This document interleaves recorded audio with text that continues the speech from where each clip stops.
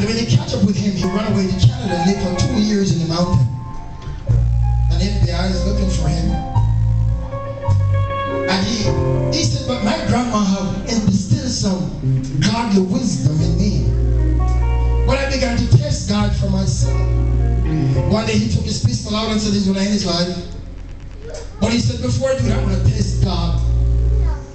And he opened his mouth and he take a can and he put a stone on top of the can and said, God, if it's you and if you're real, when I get up in the morning from all of these bushes, I want the stone to be under the can. So when he woke up the next day, you should see him.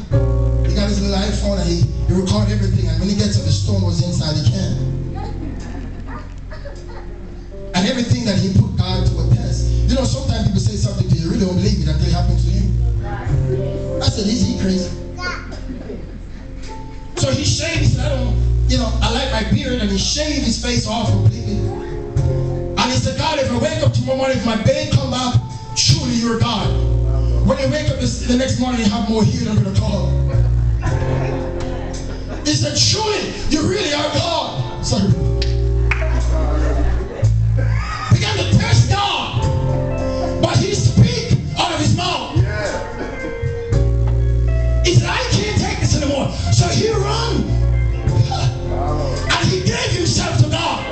And for 2 years, he's looking for God. And he said, God says, give yourself up. But he said, first, I gave myself up to God. First, I gave over myself to God. And you see with his duffel bag and he walk across the border. And he take a bus and he went into New Orleans. And he went into the police department and he said, I'm Charles. That's what his name is. He gave himself up. And he said, when they flip everything. And I was watching it on TBN and he says, and CBN, Pat Robinson, he said, after the church listens to my testimony and told that I was wrong and who I am now, he said, young man, I'm going to let you go. The FBI, he was on the most wanted list. He said, I'm going to let you go. He said, why? He said, God took a chance on you, so I'm going to take a chance on you. Yeah. I got news for you. God never give up on us. I don't care what you've done, where you are, where you've been. God never gives up on you. The thing is, God wants you to stand up and say, you are my Father. I don't care what my son does. I'm not going to entreat you wrong, but I'm the Father, and I will not give up. So I will not give up on them. We will stand and declare the word of the Lord. The Father never gives up on you. The prodigal son says, I got a father home. I'm going to turn to him.